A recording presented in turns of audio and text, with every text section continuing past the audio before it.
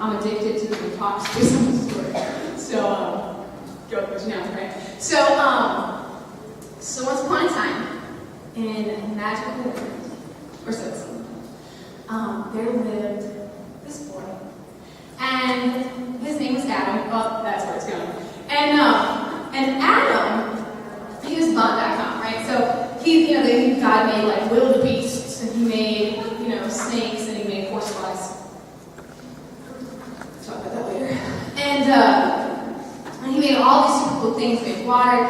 He made the earth, everything that was, all things visible and invisible. He made, okay? But before he created anything, he is, he will always be.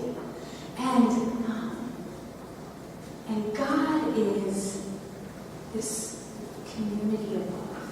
That's what he is. He's Father, Son, Holy Spirit. He's the lover, the beloved, and the loved. That's God. One person, or three, it's so confusing. Except this triangle thing, right? They're not each other, they're all gods in this. Okay? That's eternity, right? And God, eternally, without beginning, without end, is loving. Verb, loving. He's loving. Okay? So, and that love was so creative, so beautiful. He couldn't help himself. He was so crazy in love that God created us. He created people. The key of love opened God's hands and all of us spilled out. He was so crazy in love that he couldn't help but create us. Just out of love, for love, us, right? And he created this guy named Adam. And so he creates Adam out in the wild, right? And he brings Adam into this garden. And that kind of makes sense, right? Man was created in the wild. I didn't realize this until like a year ago. Man was created out in the wild, but woman was created in paradise. Different. Because there is something that just resonates. I can't even explain it, but there's something there that makes sense. That man was created in the wild, he was brought into the garden, and then woman was created in paradise. They were created for each other. And they both reflected these amazing, unique things about God. Adam, I was picturing grilling. I thought it was totally stereotypical. But he's got like some steak, right? A1 stands for Adam. Okay, he's the first man. Okay, A1. And he's grilling, and he's doing his thing, and there's Eve. She's just like gorgeous, right? And they each reflected these beautiful things that we know about God. God reveals himself through man and woman. Really, really neat. Now, the guys they're talking about steak, like I said, somewhere else in the building. We're going to talk a little bit about womanhood again. Okay. Now, some of the things that women reflect about God, well, first of all, we're very life-giving, right? Even those who don't have children, like, I'm going to say the majority of us in this room, right? Okay? You're like, okay, great. Even those who don't have children, like, there's something about women that we nurture, right? That, oh gosh, I should have this one on the road thing. All right, we'll do show hands. Has anybody ever broken down in tears and you had no idea there was something wrong until somebody was like, oh my gosh, are you okay? And they're just like, oh my God, and my family, and my boyfriend, and my shoes, and oh my gosh, newsflash, I'm a hot mess today, I had no idea, right? Okay, but we have this ability to detect that in one another, and to just nurture us, right? Like, we just are like, come here, right? And we have this ability to bring life to others, right? That's why, okay, has anybody ever been to a baby shower where the guys are invited? They don't like those, okay? So we just had a baby shower for my sister-in-law, and the guys were invited. And they all were in the basement watching football, except like two who were trying to just like be good sports. But like, they didn't like get it. I mean, they got it, but they didn't get it. And we're all like, oh my gosh, like, look, it's like little monkey sheets, guys. And like, not all girls are like that, but like, there is something innate in us that like, we get this. With light, we get this.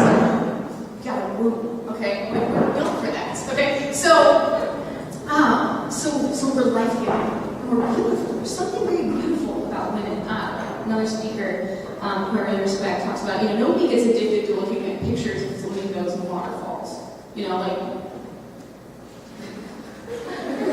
My boss came in and I was looking at rainbows, and so I got fired, and that story never is told, okay? No, there's something just intrinsically beautiful about a woman. And I'm not afraid to say it, right?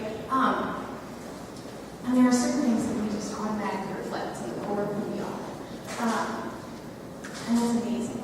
That's beautiful. So we bring life, right? And we're beautiful. And there's a lot of other things that women reflect about God. But those are two really big ones. And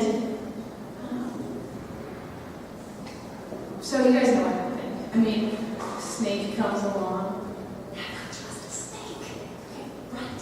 Snake comes along, and he's saying, talking to Eve, paraphrasing, okay, this is the Message translation. And he's like, what was it? Did God really say that you couldn't eat from any of the trees in the garden? And she's like, no, it's not right. It wasn't that. It wasn't tree in the garden. No. He said that he said we could eat anything, except for some of it. There's just a couple boundaries here. He said, don't cross that line. The tree of knowledge of good and evil, we're not supposed to eat from that. And Satan's all, okay, your dad is super overprotective. And she's like, okay, and he's like, he's holding back. Why? If everything on this tree, there's nothing wrong with it. It's not gonna hurt anybody. You're gonna die? That's crazy. Who are going to try killing someone? Newsflash, it can happen, alright? So she's like, hey, she starts to think, right? She listens. First he questions what God said. And she's like, well, why would God go back for me? Never lied to me before, but how would I know? What if he's,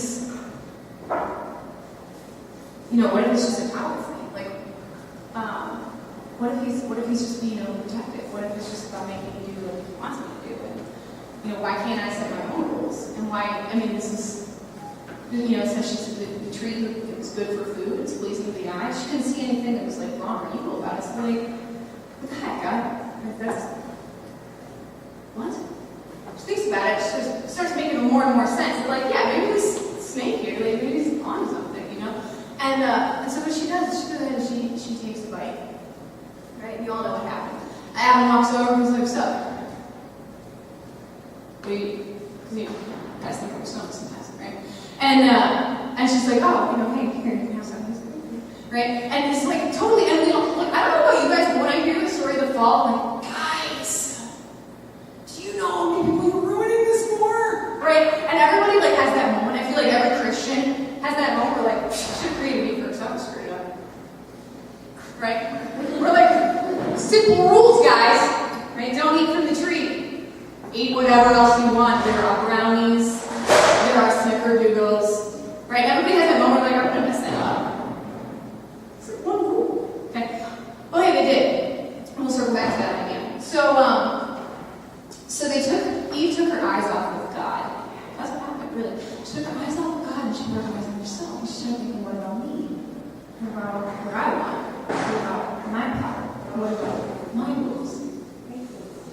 And then when you put it that way, you realize, oh, maybe I will fall. Right? Because I don't know about you guys, but I fall all the time. And we see it when we're little, it's really obvious when we're little, and parents are do not eat paste. We do not eat paste in this family. Anyway. Right, you're going, you eat paste. Right. Okay, I never actually ate paste, but I grew up on the street in chapstick. So they tell us to do these things, and we're no, I got this. Everything's going to be fine. We eat paste and we eat chapstick, right? Now, I don't know if you know this, but your body's not meant to run on paste and chapstick, okay? I don't know what that looks like on the other side, but I don't think it's supposed to look that way, okay? So she took her eyes off God, and she put her eyes on herself, and she started thinking, what about me, right? And we all do that. We've all done that. But problems come when we do that. See, what do I mean? Basically, they weren't able to see God like they were before the fall. You know, beforehand, I have a picture of afternoon walks with God, right, in the garden. They looked at each other and said, you know, they saw that they were naked and they were ashamed, so they hid, right? It wasn't supposed to be that way. Like, there's a reason I'm standing on the stage wearing clothes. I don't trust any of you, not judge me, right? If I'm like a parent, right? Like, we can't do that anymore. But now there's this shame associated with our bodies. There's this all this mess, all these things we believe, right? The fall happened and we got cellulite. The fall happened and we got saggy. All happened and we got round flat. Okay, right? But they weren't able to see. It was the tree of the knowledge of good and evil. But here's the thing that we miss so often: is they had the knowledge of good. And when she asked herself, "What's God holding back?" The answer was, you know, he wasn't pushing back; he was holding back death. I know Brad talked to you guys a little bit about Lazarus. God would love. The Bible says, "Like I came to bring life and to bring it more abundantly." The only thing God holds back from us is death. Right? And death is, you know, separation of the soul from the body. That's what kind of started happening. Right? We became much more propense to take our eyes off of God and put our eyes on ourselves. But here's the problem. When we forget whose we are, we start to forget who we are. When we forget whose we are, God helps you, we start to forget who we are. Think about some of the lies that I mentioned over there. Have you ever thought that you weren't ready? Have you ever felt left out or that nobody loves you? So, sophomore year, Sadie Hawkins. Do you guys know Sadie Hawkins? Alright, Sadie Hawkins, right? And I was kind of like the token good girl in a lot of ways. In a lot of ways I wasn't. But I decided that, like, Sadie Hawkins, I'm gonna let my proverbial hair down, okay? And I was like, no, this is gonna be great. I'm gonna go over to Meredith's house, and Meredith and I are gonna get ready together. So that's like the whole point of dances, right? It's getting ready with your friends. Like, that's really what it's about. So I'm like, we're gonna go over to Meredith's house, and I had this, like, trust me, it was legit then, stylish. I'm only 24. Okay, but I had this skirt. It was like a choppy, like pixie type skirt, like Tinkerbell had. Okay, and if I went like that, it would do the whole like whoosh thing, like the jellyfish or whatever in Finding Nemo. Do you know what I'm talking about? Don't ask me ink. Right? Okay, like that part. Okay, so we did that, and then, but it was like when it was long, it was down to my knees, but where it was short, it was like not down to my knees anymore. You know what I'm saying? Okay, it was like way too short. And if I were to do that wiggly thing, like hello underwear, right? Okay, so I decided like, no, I'm gonna wear this skirt. And I decided I'm going to wear this like halter top thing that probably would be modest for some girls, but in my family it would have been, if you know what I'm saying. So in my family, we can't wear stuff like that. Okay, that's why I got this tank top right here, because everyone's going to be like, okay, we got back problems in my family from our boobs. Okay, so I'm probably not supposed to say that. So I'm wearing this like lower cut shirt and this like shorter skirt, and I'm like, this is gonna be great. This is gonna be a great night. We go to Wendy's beforehand for classy. And forgot about that too just now. So we go to Wendy's, we go to the dance, and I'm like, you know what? Whatever. Like I've always stood on the sidelines during dances, and I'm just gonna have fun, and I'm just gonna do what I want, and I know that I look cute, which I probably did. I mean, like, hello. I'm like, I know that I look cute. Here with my friends, here with my girls, we all have pocketbooks, okay? And I'm like, I'm just gonna, whatever, okay? And this was like mid, like, I don't know, grinding was like a thing by this time, okay? You know what I'm talking about, okay? And I don't think twerking is happening yet, okay? But like, I was like, you know what, whatever, I'm just gonna go do it. I'm just gonna dance like I was like, this is dancing, I'm gonna have fun, and I'm gonna be free from being like this whole good girl thing. Like, I'm just gonna go do whatever I want. I did not feel like myself. Has anybody ever had those days where you're like, I'm not myself? People are like, what's wrong? You're like, I'm just not myself today. You felt that? Okay. That was how I felt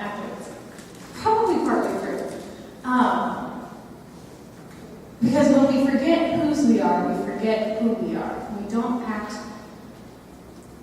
when we don't say yes to God's plan, things start to unravel, right? Have you experienced that? When we forget whose we are, we forget who we are. Well, what happens when we remember whose we are? I'm going to tell you one more story.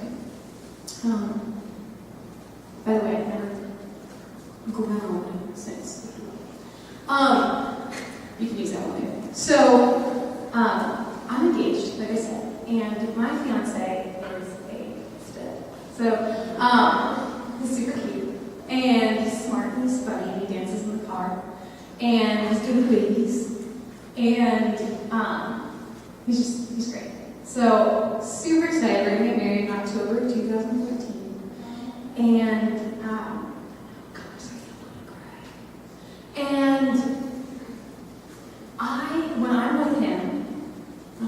when I'm with him, I feel super secure, right? And he makes me feel safe, he makes me feel beautiful, and he makes me feel happy. I think one of the biggest things is he makes me feel super secure. It's really nice. And I realized that I was finding all that stuff in Joel so often. I don't know if you're aware of this, but no relationship is perfect. And like puppies, they're super cute. Everybody always wants to buy a puppy with a cute face. Because what else puppies have? A butt and teeth. They poop and they bark. Okay? Right? Nothing is perfect. Everything with a front end also has a back end. Things aren't perfect. So there are times when I want to take you by the shirt collar and say, why would you say something like that? Okay? Or when I'm like, no, I do not want Sprite. I want water. When have I ever wanted Sprite? Right? And I get petty. Right? But there's also big things too. And there are times when in our relationship there's a lot of dissonance. There's a lot of friction where I don't feel loved and I don't feel secure and I don't feel happy and I don't feel good and I don't feel beautiful. And when that happens, there is a shipwreck. And those of you who have felt it know exactly what I'm talking about. Where your normal source of security and comfort and affection isn't delivering. There's like a shipwreck inside of me. You don't know what to do. And I was talking to my good Father Jerome, or what we told him. I'm sorry, Father. And we were talking about it, and I was telling him, gosh, I am now understanding more than I have ever understood. You remember after the fall, God's like, well, fine, Adam, you're going to be working super hard, it's going to be sweaty, it's going to be sore, and you're not going to like this. And he's like, to the woman, he's like, I'm going to increase your pain in childbirth. Because this is just natural consequences, right? Your mom's like, don't eat poison ivy. You're like, I don't care. And like, there are consequences to our actions, right? It's not God who's just like, hey, kids, not good grounded. Like, there are consequences to our actions, right? So, God's saying, woman, you'll have increased childbearing issues with the pain and all. And this is the line that, like, now I'm like, I get it. He said, your desire will be for your husband, and yet he will dominate you. Because what I realized is I was finding so much security and peace and affection and romance and all that in my fiance, that I was actually relinquishing my emotional control in such a fact that I was like desperate. But if he wasn't happy with me, I was like, what am I going to do? I mean, I can't, like, I love this man, like, what am I going to do? And I become a basket case, because even though he didn't want that power over my emotions, I was giving it to him. He didn't want it.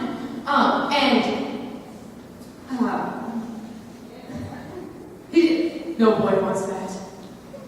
That is terrifying. Have you met your emotions? That is frightening, okay? No man wants power over your emotions, the ones that do run. Okay, so and he and I talked about this. I was like, I'm realizing that I'm giving you so much control over my emotions and my security and my comfort and all that. And he's like, And God bless him. He's, I think, at confession right now. What a stud, right? Am I right?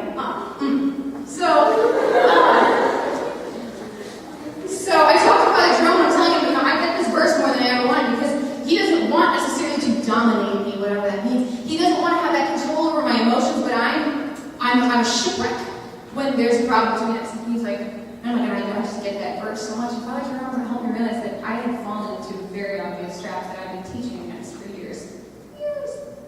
And I was finding my security and my comfort in this other person, I was not seeking it in God. And when we find it with people, it's temporary, it'll come and it'll go. But when we find in God, we remember whose we are. And so we won't lose sight of who we are.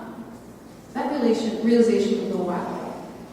And when Father Jerome helped me see that, I realized that I needed to be rooting myself much, much more deeply in prayer. That I needed to be seeking my identity in Jesus Christ. Because I'm a reflection of God, remember? The nurturing, the beauty. I am a reflection of God. My proper context is with Him, not a reflection of Joel. So when I root myself deeply in prayer, when Joel and I have issues, because everybody does, or something going on, we get a text that's misread, what? To yell that H in the period? Okay, when we have problems, I stop and look, no, who am I? And that's what I want you guys to learn, because when we forget who we are, whose we are, we forget who we are, but when we remember who we are, we become two things, amazed and amazing. Do you believe that? When we remember whose we are, we discover how amazed and amazing we are. Every single one of you has a unique set of gifts, a unique soul, a guardian angel who is responsible for keeping you safe and praying for you 24/7 without a break. Since the moment you were conceived, God has been looking out for you. He's working on forming you as something very particular. I would say I'm trying to become the Kelly's Kelly that Kelly can be. That's what I'm shooting for. That's the goal, right? Each one of you is called to that because you were made to be amazing. And if you don't believe that you are, what do you measure yourself against? What is the truth? After I'm done with this talk, I'm going to go to reconciliation. Try not to wait for big things to build up, you know? Be like, oh, she's going to kill someone now. Like this, right? And you get there and St. Gertrude's, the line is like 8 miles long. All right. Okay, all right, it's going to be long. Don't laugh at me so you don't pass out. All right, concussion. If I killed someone, stay right here. One down. Right, okay. Don't wait for the big stuff. Here's why. It's like, because reconciliation, that's the first step. That's the first step to remembering whose we are. And then that's the first step to remembering who we are. It's the first step towards amazed and amazing. And I want to tell you that because I think a lot of people underrate reconciliation. Like, I don't know what to say. I haven't killed anybody. Right? And they go in with the weird about it and that. I still sometimes feel weird about it. The thing I actually hate is the examination of conscience. I'll be right there. Kick the door in. Confession time, Father! Right, let's do this. Right? And I'm good. But the thing that I actually dread is the examination of conscience. We're like, okay, it's been... How long has it been? Like, and you go through the whole thing, and you, like, never can find the right examination of conscience for you. You're like, I just can't find a good one, so I don't know. Just... dang it. Right? And I sit there, and I'm like, okay, yeah, I went to church on Sunday. I guess I... And you go through the whole thing. And I mean, I'm telling you that to be honest with you guys. I love the sacrament of reconciliation, but there are parts of it that make it sticky and not very fun. But it's always worth it. And I'm going to tell you another thing. A lot of people in ministry won't tell you. Because it's not true for everybody, okay? Some things are relative to states. A lot of people will talk about reconciliation and they will say, and they're dead on. They're right. They'll say, I went to reconciliation and it felt like this huge weight was lifted from my chest. You guys heard this? Right? And I was like walking on cloud 38 and, I just knew that everything was going to be okay. Okay, that's awesome. I don't ever feel like that. And I don't care. Because I know that the reality of the situation, the truth is much more important than the feelings. Has anybody ever been tricked by their feelings that has not resonated with the truth? Saying, well, that's feelings, right? Yes, okay. Reconciliation doesn't always feel good and it's not always fun, but it is always worth it because it always sets you free. It is your chance to start over. If you guys have the opportunity ever to go to reconciliation, if you're like walking down the street and the priest sitting in a chair with a stole on, he's like, "Tell me confession," you're like, yes, okay? Whenever you are presented with the opportunity for reconciliation, Don't assess whether or not you are in a state of mortal sin first. Just say yes. Examine your conscience and go. I struggle with a lot of sins, you guys. I struggle with habitual sins. I struggle with impulse sins. So many times, like I said over there, I swore I wouldn't do this, but I get done, right? Or whatever it is. I struggle with a lot of sins. Reconciliation is my way out. When we forget whose we are, we forget who we are. When we remember whose we are, we realize that we are both amazing and we increase our capacity to be amazed. You guys are getting ready for confirmation? One of the gifts you guys are going to receive is the gift of wonder and awe. Wonder and awe. We were created to be wowed by God. But remember, we're a reflection of Him, right? God is amazing. But we're a reflection of Him. But only when we are becoming the person we were created to be, only when we're continually saying yes to Him, is that going to happen. One last story. There was a girl named Mary. You know. And she's about your age. And I don't know if you guys have ever had an angel appear to you and tell you you're going to be pregnant. I have not. But I imagine it's terrifying, okay? And God was basically making this proposal to her, like, hey, I have this crazy idea, hear me out, right? And she says, she said what we call her fiat. She says, let it be done unto me according to your word. She had vowed virginity. She was betrothed to this man named Joseph, right? She had a lot of plates already spinning in the air, right? But then she said yes to God, knowing that it would mean suffering, and knowing that there would be joy. And the most amazing thing that has ever happened in world history took place. A debt that we could not repay because we were not infinite. It was an infinite debt. But that we had to pay because we were human. Adam and Eve, they fell on behalf of all of us. But a human debt with an infinite balance. So we needed a God who was human. Somebody who was 100% divine and 100% human. You can't make this stuff up, okay? And God comes and He takes on Mary's DNA. And He's born in a little tiny cradle, basically slipping behind enemy lines like a little baby. Oh, you can't make this stuff up. Born to die. Sometimes we make the crucifixion kind of cute. Right? It starts off with that sweet little story, like, oh, and then they escaped, genocide, into Egypt, so that 2 little babies. Okay, this was like a bloodbath, they're killing babies, right? Okay. And then Jesus grows up, I'm talking about the flight to Egypt, where the angel's like, Joseph, run. I was like, okay. And they save baby Jesus, okay? And then he grows up 33 years later, and he died on a cross for you. Because there is an infinite debt that you couldn't repay. Make his crucifixion kind of cute sometimes. It wasn't cute, it wasn't pretty, it wasn't nice, it was gross. Okay.